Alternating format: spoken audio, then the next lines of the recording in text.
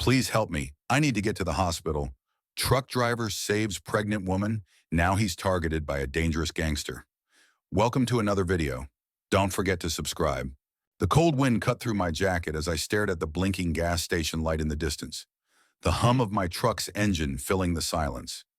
I just pulled up for a quick refuel, another pit stop in the middle of a long drive, but the flickering neon sign cast an eerie glow across the empty parking lot, making the night feel more unsettled than usual. Something about this place. Something wasn't right. I reached for the nozzle, the sound of my boots scraping against the gravel as I stepped out of the truck. As I began pumping gas, I noticed her, the woman. She stood by the payphone, clutching her stomach like she was holding on to her last thread of sanity. Sweat beaded on her forehead, her face pale. Her hand trembled as she dialed the phone, her eyes darting around like she was expecting someone to pounce from the shadows. She looked like she was about to collapse. Without thinking, I walked over, my heart pounding. "Hey, you okay?" I asked. I should have kept my distance.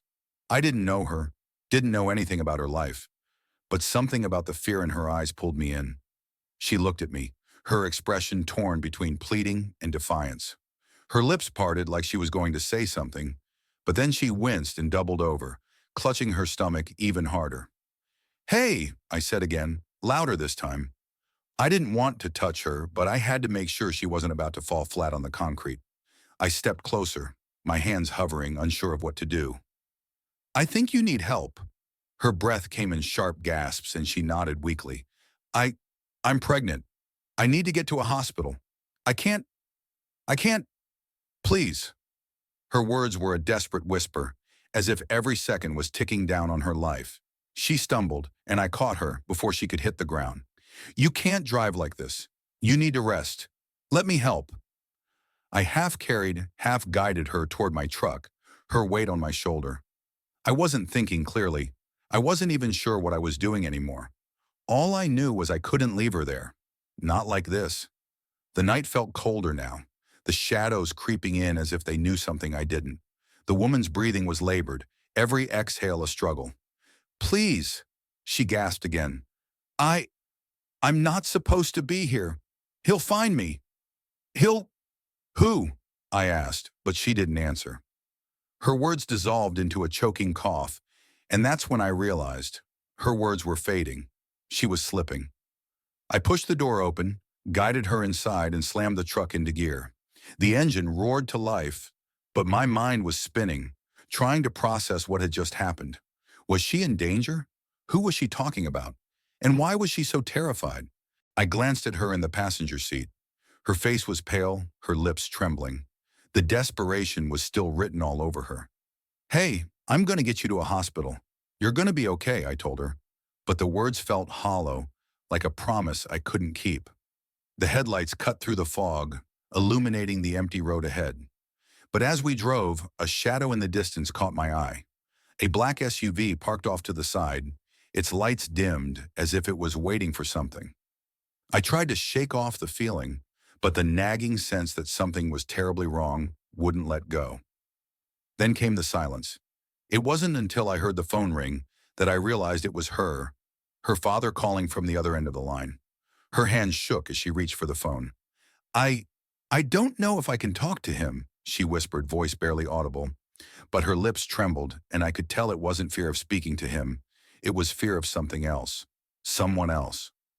"Who's your dad?" I asked, trying to steady the unease settling in my stomach. She didn't respond at first. Then her voice broke through the quiet. "He's a businessman."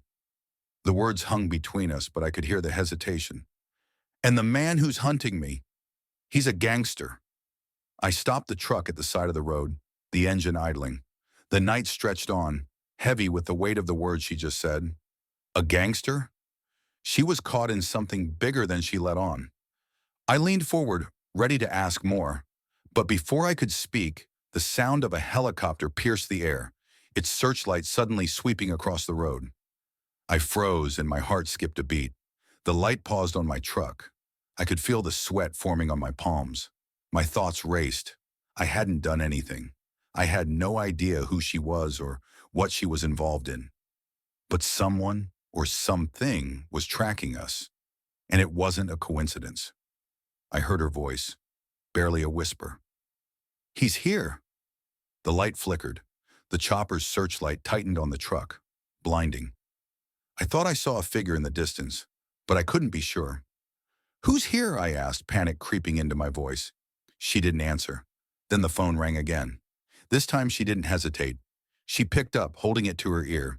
Dad, it's me, she said, her voice shaking. They found me. They found us. The helicopter's spotlight flicked off, but the threat wasn't over. It was just beginning. And as the fear in her eyes deepened, something inside me clicked into place. This wasn't just about getting her to safety. This was about survival. The night didn't feel like a night anymore. It felt like a trap, slowly closing in around me. The truck hummed along the empty highway, but the engine's steady rhythm did nothing to calm the thundering pulse in my chest. Every mile felt like I was racing toward an unknown destination, one that had nothing to do with hospitals or emergency rooms and everything to do with something much darker. The woman, she hadn't even told me her name yet. I thought about asking, but something in the way she looked at me made me hesitant. I couldn't shake the feeling that by getting involved, I was doing more harm than good. But I couldn't just leave her there. Not after what I'd seen. I'd already made my choice. She was staring out the passenger window, her face a mix of fear and exhaustion. Her fingers fumbled with the strap of her purse, her knuckles white from the strain. I glanced at her, wanting to say something comforting, but the words felt hollow. How do you comfort someone who's running from a gangster? She turned to me suddenly, as though sensing my gaze. Her eyes were dark, like she hadn't slept in days, like the weight of the world was crushing her every waking moment. You don't know what you're involved in, she said, her voice quiet but firm. I blinked, confused. What do you mean? Her lips pressed together, like she was choosing her words carefully. You don't know who I'm running from, who my husband is, the kind of person he is. I swallowed hard. I don't know, but I don't think you should be alone. You need help. She let out a breath, but there was no relief in it, only more tension. I didn't ask for your help, she whispered. You don't understand. I didn't ask for any of this. The words stung, but I wasn't about to take them personally. She was scared, that much was obvious. But the fear that had been clouding her face wasn't just from the pain in her body. It was a fear of something else. Something that felt far worse than just a bad marriage or a dangerous husband. I wanted to ask more questions, wanted to pry, to understand, but I knew I couldn't. She wasn't ready to open up, and maybe I wasn't ready to hear it. But the silence between us felt thick with unspoken things. Her fear, my confusion, the undeniable pull of something much darker lurking in the background. We drove for what felt like hours, but nothing seemed to change. The road stretched on in front of us, a never-ending ribbon of asphalt cutting through the darkness. My thoughts were a mess, swirling in a haze of half-formed questions and worries. Every now and then, I'd glance at her, but she'd just stare blankly ahead. Then the phone rang again, breaking the silence. It was her father. I could tell from the look on her face. She hesitated, looking at the phone like it was a bomb ready to explode. Her hands shook as she reached for it. But before she could answer, she glanced at me, a flicker of panic in her eyes. She stopped herself. I need to talk to him. Just give me a minute. I nodded, unsure of how much privacy she needed. I couldn't stop the uneasy feeling creeping up my spine. My gut told me something was off about her and her dad's connection, something that didn't quite add up. She pressed the phone to her ear, speaking in hushed tones, but I could catch fragments of the conversation. Words like safe house, plan, and he's getting closer floated through the air like jagged pieces of a puzzle, too sharp to ignore. I couldn't make sense of it, none of it. I didn't know what kind of world I just stepped into, but I was in too deep to back out now. By the time we hit the outskirts of town, I'd learned nothing more about her situation, at least nothing concrete. She was still the same woman who had begged for my help at the gas station, and I was still the same guy who didn't know the first thing about what I was getting myself into.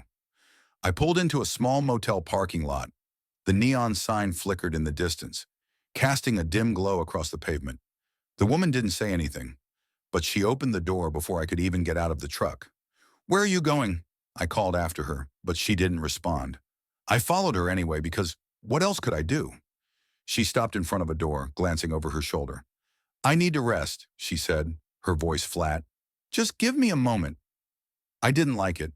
I didn't like how everything was happening in pieces, how I felt like I was stumbling through a maze with no way out. But I didn't press her. Not yet. "Sure," I said. "I'll be here." She walked into the room, the door closing behind her with a soft click. I lingered for a few seconds before turning back toward the truck, my mind racing. I was torn between staying put and trying to get answers. But what did I even know about her? About any of this? I leaned against the truck, running a hand through my hair. The night had grown colder. My phone buzzed. I pulled it out of my pocket, half expecting to see a message from the woman's father. But it wasn't. It was from an unknown number. I hesitated for only a second before tapping the screen. It was a text. "I know where you are. You'll never be safe." I froze. The hairs on the back of my neck stood up. A chill shot down my spine. It was him, the gangster. He knew where we were. The phone buzzed again, and I scrambled to read the second message. "She's mine. Don't try to save her. You'll regret it." My heart pounded in my chest, each beat heavier than the last. This was real. This wasn't just some paranoid delusion. I thought back to the helicopter, the spotlight, the SUV parked on the side of the road. It all clicked in a way that terrified me. I hadn't been just helping a scared woman in distress. I'd been caught in something much bigger, something I couldn't just walk away from. But what if I was wrong? What if I'd misread the signs, misunderstood everything she said? I was about to pull out my phone and text her back when I saw a shadow move inside the room. Her face appeared in the window, staring out at me. Her eyes wide, her lips parted, like she wanted to scream but couldn't. Then the blinds snapped shut. I stepped back instinctively, my heart hammering against my ribs. The phone buzzed again. It was from her. "They're here, get out now. Don't come back." My chest tightened. I didn't know who I was supposed to trust anymore. Her father, or the messages from the gangster that seemed to be coming from everywhere. But there was one thing I knew for sure. I wasn't leaving without her. In that moment, everything I thought I knew about what was happening shattered into pieces. The assumptions I'd made about her, about why she was running, about why I had to help, none of it made sense anymore. The lines between right and wrong were blurred. I was no longer just trying to save a woman in distress. I was caught in a battle I didn't understand, and I couldn't turn back now. I was already in too deep, and I had no idea what I was about to find. I had spent hours pacing the motel parking lot, my mind twisted in knots. The text from the gangster still burned in my hands like a brand, and the pit in my stomach gnawed at me with every passing second. I hadn't been prepared for this.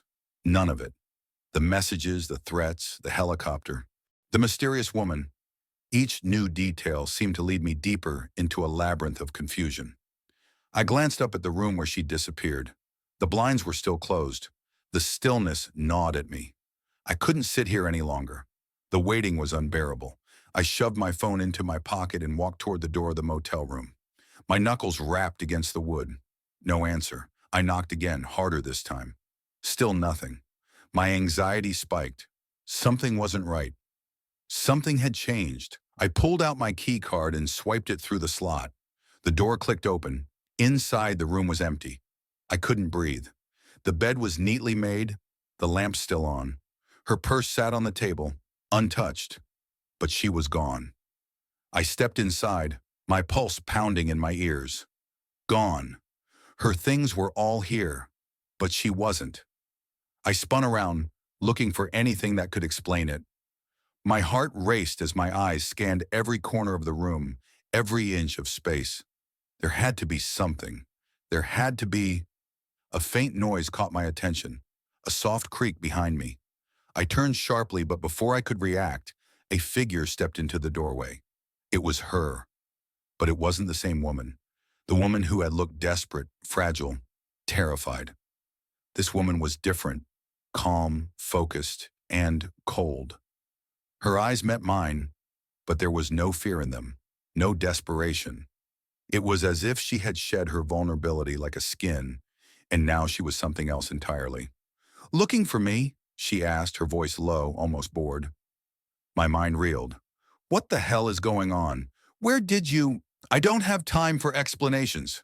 She walked past me, heading for the door. "You can follow me, or you can stay here." I stood frozen for a moment, my mind struggling to catch up with what was happening. The woman who had seemed so helpless, so desperate for protection, was now standing before me as if she had orchestrated everything from the beginning. "I'm not going anywhere until you explain what the hell is going on," I snapped. My frustration and confusion were boiling over now, and there was nothing to hold them in. She stopped at the door, turning to face me. There was a coldness in her gaze that I hadn't seen before. It made my chest tighten. "I'll explain everything when you stop wasting time," she said, her tone sharp. "The danger isn't just the man you think it is. It's someone much closer to you." My breath caught. "What do you mean? What's—" She cut me off. "You need to trust me. I'm not who you think I am. None of this is what you think it is." The words slammed into me like a freight train. I had trusted her. I had believed her. Believed she was in danger. I'd put myself in harm's way for her. But now it was all unraveling, and I didn't know what to believe anymore. "Who the hell are you?" I demanded, stepping toward her. "Why are you playing games with me?"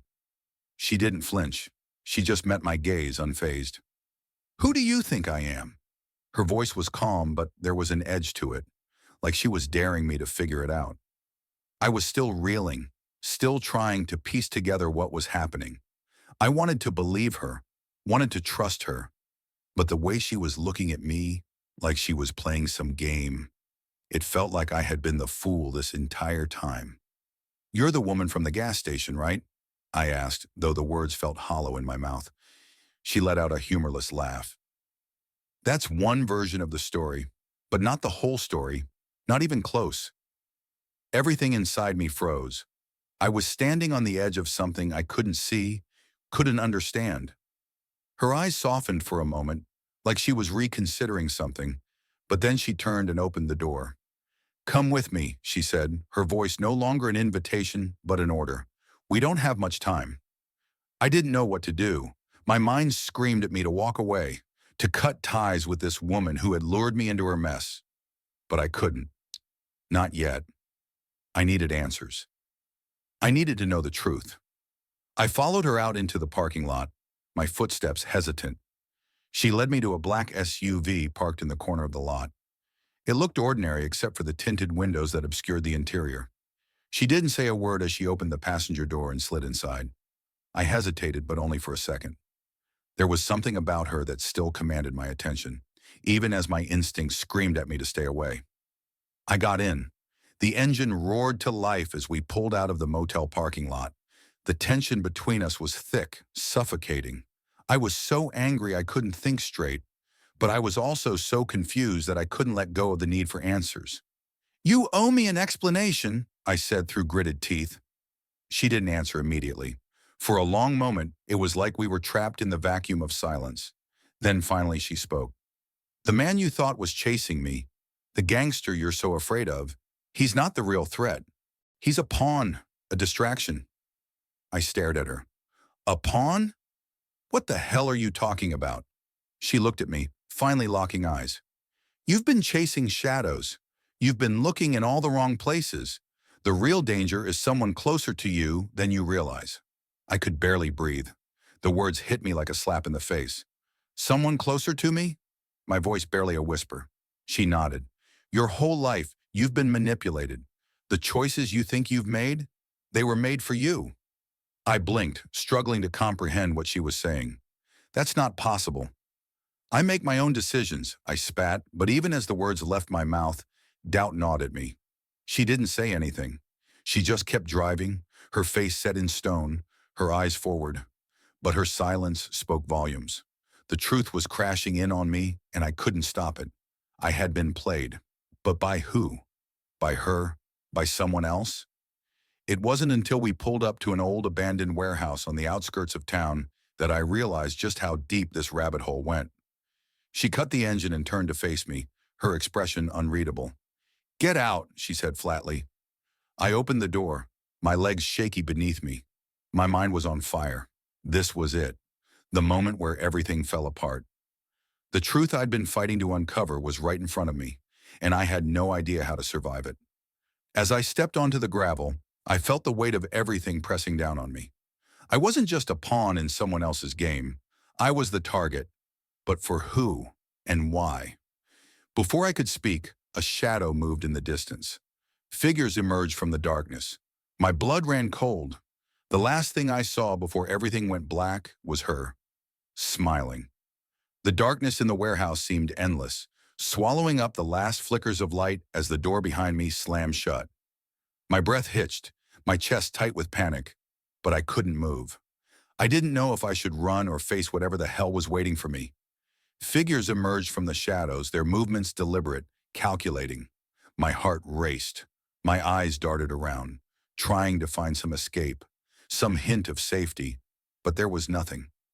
I turned to the woman who had led me here, the woman I had trusted, who had used me, but the look on her face wasn't regret. It wasn't even fear. It was something colder, something calculating. She stepped forward, walking past me without a word. Her heels clicked against the concrete floor like the slow, deliberate ticking of a time bomb. "Do you get it now?" Her voice cut through the silence, and I felt every word sink into me like ice. "You were always part of this. From the moment I walked into your life, you were never going to get away." The pain in her voice wasn't real. It was a mask, a perfect mask for someone who had been manipulating me from the beginning. The truth hit me like a freight train. I had been so blind, so caught up in the idea that I was helping her, that I was doing the right thing. But she had used me. All of it, every action, every tear, was part of the plan. "Why?" I asked, my voice barely above a whisper.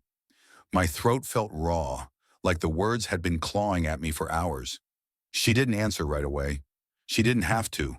The people behind her, the shadows, they were the answer. Behind her, a man stepped forward. My blood froze. It was him, her husband, the gangster, the man who I thought had been hunting her, the man who I had been so afraid of. But now, standing in front of me, I realized how little I had understood, how small my world had been in those hours, those days I spent trying to piece this together.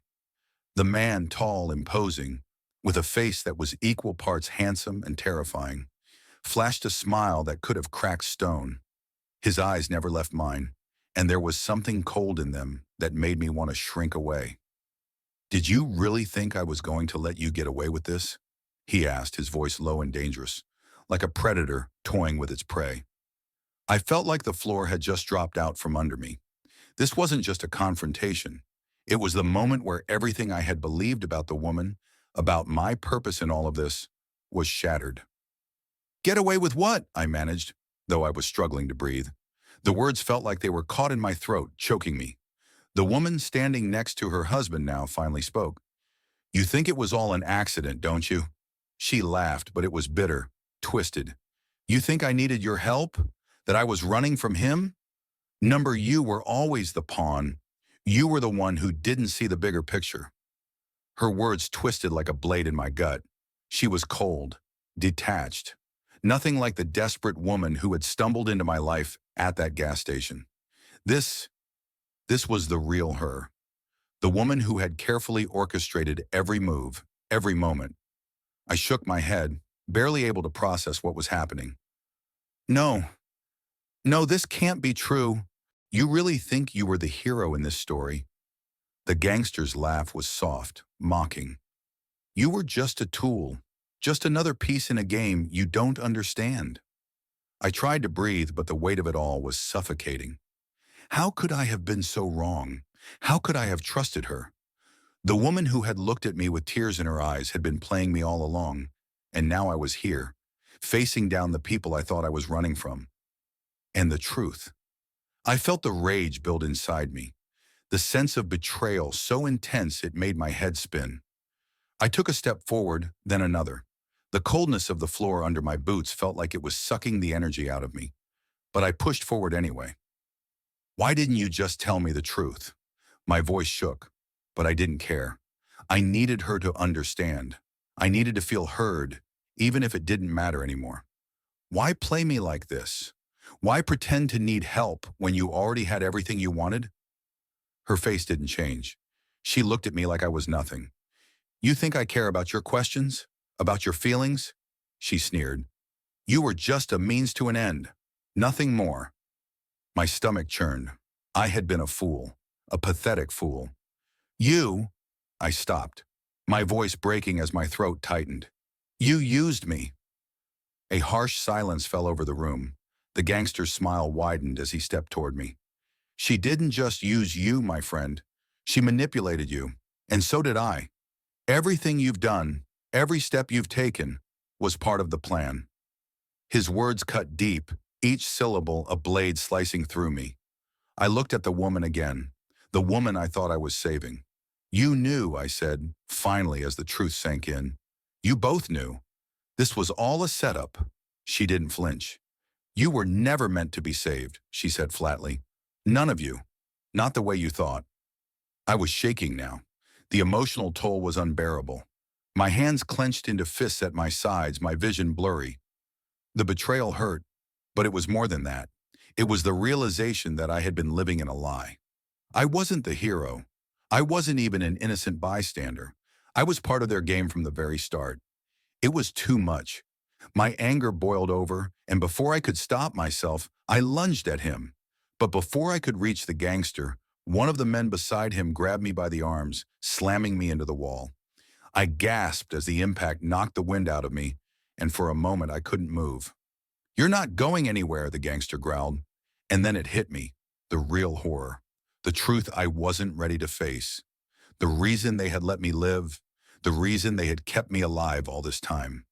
I wasn't just a pawn, I was a threat. The realization knocked the air out of me. I wasn't an outsider caught in their game. I was an unwitting player who had suddenly become a liability. I was the loose end that needed to be tied up. And that was when I knew I had no choice. I had been living a lie, but now, faced with the wreckage of everything I had believed in, I had to make a choice. I had to choose to fight back. A surge of desperation filled me. I wasn't going to die here. Not like this. With all the strength I could muster, I twisted in the man's grip, slamming my knee into his groin. He gasped, loosening his hold just enough for me to break free. I scrambled to my feet, but everything in the room seemed to move in slow motion. The gangster's voice rang in my ears. You think you can win? You're nothing. Just another pawn. I turned toward him, a fire burning in my chest. The pain, the betrayal, the rage. It was all channeled into that one moment. Maybe I'm nothing, I spat, but I'm not your pawn anymore. I lunged again, this time toward the woman. She stepped back, her face impassive, but the moment she did, everything shifted. I didn't know if it was fear or something else entirely, but in that instant, I understood. She wasn't the one who held the power anymore. I took my shot. The weight of everything crashed down on me as I stood in the middle of the warehouse, surrounded by broken glass, the echoes of gunshots still ringing in my ears. The world felt heavy, like a fog pressing in on me. I could barely focus, my vision blurred, my chest heaving, blood soaking into my shirt. I had fought. I had survived. But at what cost? The woman, her face once filled with vulnerability, was now just a cold mask I couldn't look at without feeling disgust. I had saved her, or tried to, only to realize she wasn't the woman I thought she was. And when the smoke had cleared, she wasn't even here. Her betrayal had been so complete that I couldn't reconcile the image of the terrified woman with the one who had coldly orchestrated everything. The gangster, her husband, was gone too, left in the dust, his empire crumbling with the fallout of my confrontation. He'd been the true architect of the game we were all caught in, pulling the strings while I danced along, thinking I had control. But now as I stood there, the adrenaline ebbing away, I realized the control had never been mine to begin with. I walked through the empty warehouse, my steps slow, dragging. The weight of my actions, what I'd just done, pressed in on me. I'd been desperate to uncover the truth, to take a stand. but it hadn't come without consequence. I wasn't the hero. I was never the hero. The cops had arrived after the final shots had been fired. The sirens wailed in the distance. But I didn't care. I didn't care about anything anymore. I had been a pawn in a game so much bigger than I ever realized. The woman, no, she wasn't a woman. She was just a player, had walked away, disappearing into the night as though none of it mattered to her. Her betrayal was like a poison that seeped into my veins. But I was left to deal with the aftermath. The police found me standing over the wreckage, blood-stained, shaking. Their eyes were full of suspicion. They didn't know the truth. They never would. There was no one left to explain it, no one to give me a reason for what had happened. The evidence was stacked against me, and despite my attempts to explain, no one would believe that I hadn't been the mastermind behind it all. The woman, the one I'd thought I was protecting, was gone. Her lies still hung in the air like smoke, but at least I was alive. Alive, but shattered. I walked away from the wreckage, the questions still unanswered, the pain still raw. I had learned something profound, yes, but it wasn't what I wanted to hear. I had learned that people, even the ones you trust most, are capable of turning you into a pawn, using you as a stepping stone. I had learned that the world wasn't as simple as good and evil. It was messy. It was painful. And now here I was, a man changed. But what had I really gained? The days after that night were a blur. The police cleared me of any wrongdoing, but they weren't interested in me anymore. The woman was gone, and the criminal world she had come from, the shadows she had emerged from, swallowed her up again. As for me, I tried to return to my normal life, but there was no going back. The man I had been before, the man who thought he could make a difference, was dead. I kept replaying the final moments of that confrontation in my mind. The looks, the words, the way everything fell apart so quickly. The desperate act of courage that wasn't enough to stop the world from crumbling. But somewhere deep inside, I realized it wasn't the fight I'd won that mattered. It was what I had lost. And I would carry that loss with me forever. There was no way to forget the way I'd watched her walk away, her silhouette swallowed by the night, just as cold as the first time I'd met her. She had never cared about me. She had never needed saving. And yet I had placed my trust in her. I had believed in something that wasn't real. I spent days wandering aimlessly, trying to outrun the feeling of emptiness that gnawed at me. I couldn't escape the reality that everything I thought I knew had been a lie. The pieces that had once fit together so perfectly had shattered beyond recognition. And yet, there was something else there too. Something I hadn't anticipated. A lingering truth. As the days passed, I found myself thinking of her again, despite everything. Not with longing or regret, but with something darker. Curiosity. What was it that drove her to do all of this? What was the end game? The pieces of the puzzle had never fully come together, and I couldn't shake the thought that I still didn't understand the full scope of what had happened. There was a lingering question. Was she really gone? Or had she just slipped back into the shadows to watch, to wait? As I stood in front of my apartment that night, the wind biting at my skin, I realized something I had feared all along. This wouldn't be the end of it. Not for me, not for anyone. I'd become a part of something darker, something I couldn't erase. A honking horn in the distance broke my train of thought, and I turned my head. A black SUV rolled past, its windows tinted. For just a moment, I thought I saw her in the back seat, but the moment passed so quickly that I couldn't be sure. And just like that, I realized the shadows were never really gone. They were always going to be there, lurking, watching, waiting. Some secrets are buried so deep that you can never dig them all the way out. I took a deep breath, the cold air stinging my lungs. The truth was right in front of me all along, but I had been too blind to see it. And now the story was over, at least the one I thought I was living. But as I stepped inside, I knew it wasn't really over. It had only just begun.